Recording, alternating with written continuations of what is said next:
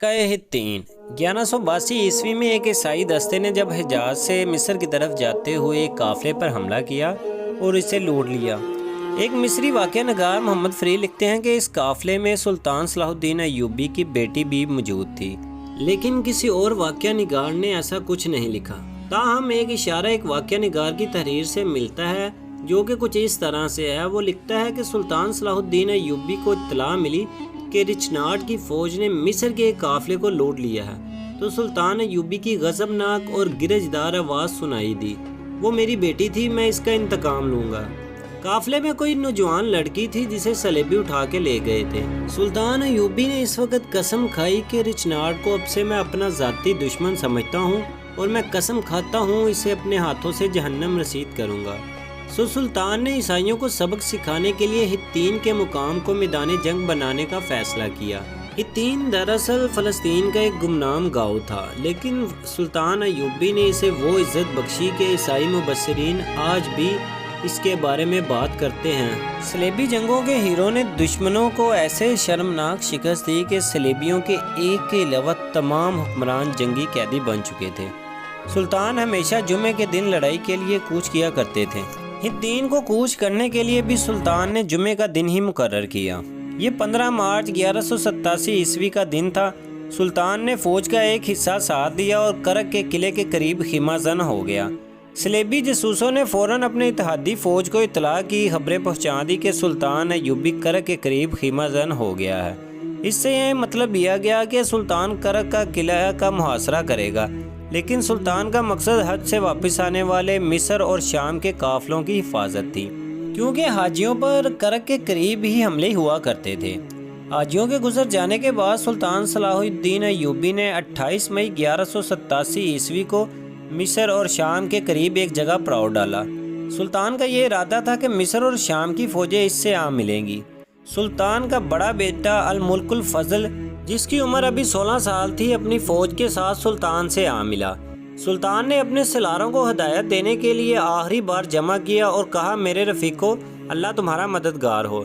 दिलों से अपने अजीज़ों और घरों का ख्याल निकाल दो, दिलों में किबला अव्वल को बसा लो और दिलों में खुदा का इसमें मुबारक नक्श कर लो। मैंने तुम्हें ये सादत बख्शी कि हम किबला अव्वल को आज़ाद करवाएं और अपनी बेटियों का बदला लें जो कि कफ़ार के हाथों बेआबरू हुई। हमारी तादाद दुश्मन के मुकाबले में कम है और आपका मुकाबला 7 सलेबी फ़ौजों के साथ है, जिनके बेशतर नाइट सर से लेकर पाँव तक ज़रा बख्तर में लिपटे हुए हैं। सुल्तान ने कहा कि आपको पता है मैं अपनी हर जंग जुमे के दिन शुरू करता हूँ। मैं इस वक्त आगे बढ़ूंगा जब कौम मस्जिदों में खुतबा सुन रही होगी। ये कबूलियत का वक्त होता है। मैंने हर कस्बे और हर गांव में इत्तला भिजवा दी है कि दुआओं में अपने इन मुजाहिदों को शामिल करें जो कि जुमे की नमाज से महरूम होकर गिरते हैं। सलेबियों को एक और धोखा ये हुआ कि सुल्तान अय्यूबी अक्सर छापामार किस्म की जंग लड़ा करते थे, जिसमें कम से कम नफरी से दुश्मनों की भारी तादाद पर ज़रब लगाओ और भगाओ के असूलों पर अमल होता था। सलेबी फ़ौज किला बंदियों में भी थी और बाहर भी थी। सुल्तान अय्यूबी ने तेज़ रफ्तारी के साथ फ़ौज को इस तरह डिप्लाई किया कि झील जहाँ पर सिर्फ एक ही तालाब था, सुल्तान ने इस तालाब पर कब्जा कर लिया। सलेबियों की एक फ़ौज ने सफोरिया के मुकाम पर अपना पड़ाव डाला, लेकिन सुल्तान अय्यूबी आगे बढ़ कर मुकाबला करने की बजाय तिबरिया के मुकाम पर रुके रहे। वो दरअसल सलेबियों को हित्तीन के मुकाम पर लाना चाहते थे। जब सलेबी फौजी आगे आते नजर न आए तो सुल्तान ने दस्तों को थोड़ा सा आगे भेजा और खुद हल्का सा लश्कर लेकर तिबरिया पर हमला कर दिया और हुक्म दिया कि तिबरिया को तबाह बर्बाद करके शहर को आग लगा दी जाए। क्योंकि तिबरिया का किला ज़रा हटकर था, फौज किला में थी। शहर को बचाने के लिए फ़ौज किला से निकलकर शहर की तरफ रवाना हुई तो सुल्तान अय्यूबी ने इनका रास्ता रोक लिया। सलेबियों की फ़ौज जो किला से बाहर आई थी, इसकी कमान रेनाल के हाथ में थी। तिबरिया में इसकी और सुल्तान की फ़ौज की आमने सामने लड़ाई हुई। काजी बहाउद्दीन इस लड़ाई का आंखों देखा हाल इस तरह बयान करते हैं कि दोनों फ़ौजों ने एक दूसरे पर हमला कर दिया। हर अव्वल के सवार तीर चलाते हुए आ रहे थे। सलेबियों को मौत नज़र आने लगी थी और मुसलमानों को सामने दुश्मन और पीछे दरिया नज़र आ रहा था।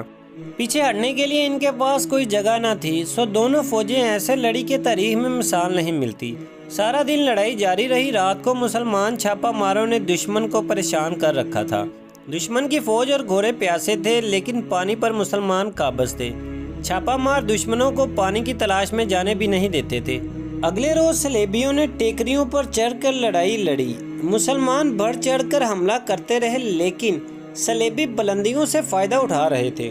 مسلمانوں کا رسالہ چونکہ ہلکا تھا تو انہوں نے ٹیکریوں کا گھیراؤ کرتے اور اوپر چڑھنا شروع کر دیا۔ پیادہ تیر اندازوں نے ان کے سروں کے اوپر سے تیر برسائے۔ اتنے میں سلیبیوں نے دیکھا کہ ان کے کمانڈر کا جھنڈا نظر نہیں آ رہا۔ ہوا دراصل یہ کہ ان کا بادشاہ ریمانڈ میدان جنگ سے بھاگ گیا تھا، حالانکہ اس نے صلیب اعظم اور اپنے ساتھیوں کا وفادار رہنے اور پیڑ نہ دکھانے کا وعدہ کیا تھا۔ صلیبیوں کے بھاگنے کے تمام راستے بند ہو چکے تھے اور اب یہ اپنے دفاع کی جنگ لڑ رہے تھے۔ مسلمانوں نے لکڑیاں جمع کر کے ارد گرد آگ لگا دی۔ رات کو سلطان ایوبی کی فوج لکڑیاں اور گھاس جمع کرتی اور آگ تیز کر دیتی۔ دن بھر کے تھکے صلیبی ٹیکریوں پر جھلسنے لگے۔ ان میں سے ایک دستے نے بھاگنے کی کوشش کی، لیکن مسلمانوں نے کسی ایک کو بھی نہ جانے دیا۔ دوسرے دن صلیبی فوج نے ہتھیار ڈال دیے، کیونکہ سلطان کے فوجیوں نے ٹیکریوں کے ارد گرد جو آگ لگائی تھی، اس آگ کی تپش کی وجہ سے صلیبی زیادہ دیر ٹک نہ سکے اور گرمی کی شدت ان سے برداشت نہ ہوئی اور ہتھیار ڈال دیے۔ 3 جولائی 1187 کے روز سلطان ایوبی نے اپنے منصوبے پر عمل کیا، جو کہ سلطان نے ہتین کے لیے بنایا تھا۔ یہ بھی جمعے کا ہی مبارک دن تھا۔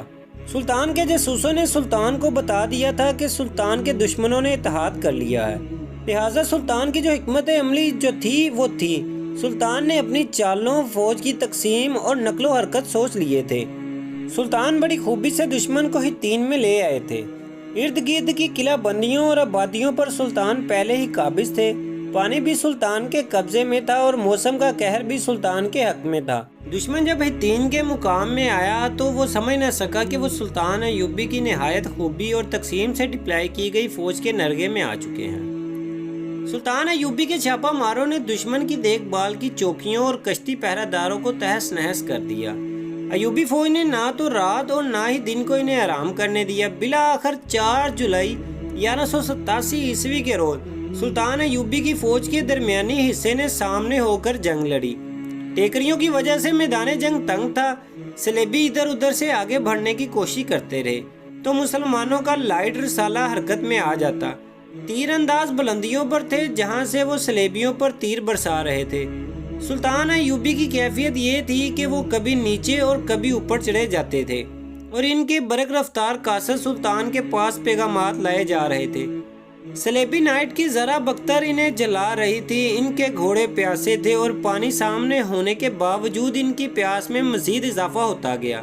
صلیبیوں نے کمک منگوا کر ایک آخری حملہ کیا، جو کہ ان کی آخری امید تھی۔ جہاں انہوں نے حملہ کیا وہاں کی کمان سلطان کے ایک سالار تقی الدین کے ہاتھوں میں تھی۔ تقی الدین نے حملہ روکنے کے لیے اپنے دستوں کو نیم دائرے کی شکل میں کر دیا۔ دشمن سیدھا اور سرپٹ آیا۔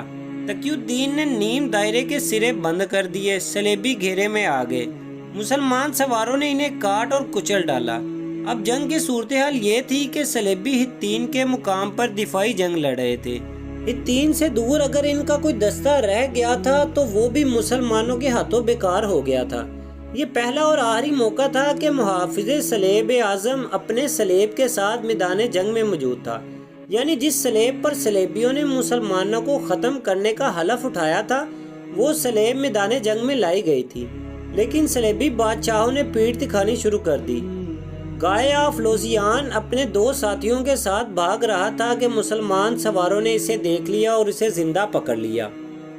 آقا کا پادری اس جنگ میں مارا گیا اور صلیب اعظم مسلمانوں کے قبضے میں آ گئی، جبکہ تحریروں سے پتہ چلتا ہے کہ بیت المقدس کی فتح کے بعد سلطان صلاح الدین ایوبی نے وہاں کے عیسائیوں کو صلیب احترام سے واپس کر دی۔ شام تک جنگ ہتین کا فیصلہ ہو چکا تھا۔ صلیبیوں کے جانی نقصان کا کوئی اندازہ نہ تھا۔ باقی فوجیوں نے ہتھیار ڈال دیے تھے۔ سلطان کے سامنے جو قیدی لائے گئے تھے ان میں ریمانڈ کے سوا باقی 6 اتحادی بھی تھے، جس میں کرک کا گورنر رچنارڈ بھی تھا، جسے سلطان صلاح الدین ایوبی نے اپنے ہاتھوں قتل کرنے کی قسم کھائی تھی۔ قاضی بہاؤالدین لکھتے ہیں کہ سلطان ایوبی نے صلیبی بادشاہ جعفرے کو شربت پیش کیا۔ جعفرے نے آدھا شربت پی کر گلاس رچنارڈ کو دے دیا۔ رچنارڈ شربت پینے لگا تو سلطان نے اپنے ترجمان کو گرج کر کہا، اس رچنارڈ سے کہو کہ اسے میں نے نہیں، اس کے بادشاہ نے شربت دیا ہے۔ اہل عرب اسے شربت پیش کرتے ہیں جس کی جان بخش چکے ہوتے ہیں، سو میں نے رچنارڈ کو شربت پیش نہیں کیا۔ سلطان نے خادموں سے کہا، ان سب کو کھانے پر بٹھاؤ۔ جب سب کھانے والے خیمے میں جا کر کھانا کھانے لگے تو سلطان نے جعفرے اور رچنارڈ کو اپنے خیمے میں بلایا۔ سلطان نے رچنارڈ سے کہا، تم ہمیشہ ہمارے رسول اللہ صلی اللہ علیہ وآلہ وسلم کی توہین کرتے رہے ہو، تمہاری نجات اسی میں ہے کہ تم اسلام قبول کر لو۔ رچنارڈ نے انکار کر دیا۔ سلطان ایوبی نے کہا، مجھے تم سے یہی امید تھی۔ سلطان نے تلوار نکالی اور اس کا گلا کاٹ دیا۔ سلطان نے نفرت کے لہجے میں حکم دیا، اس ناپاک لاش کو باہر پھینک دو۔ جعفرے نے جب اپنے اتحادی کا یہ انجام دیکھا تو اس کے چہرے پر ہوائیاں اڑنے لگی، وہ سمجھا کہ اب اس کی باری ہے۔ سلطان صلاح الدین ایوبی نے اسے دیکھا تو آگے بڑھ کر اس کے کندھے پر ہاتھ رکھ دیا اور تحمل سے کہا، بادشاہ بادشاہوں کو قتل نہیں کرتے، لیکن اس کے گناہ ایسے تھے کہ مجھے اپنے ہاتھوں سے اسے قتل کرنے کی قسم کھانی پڑی۔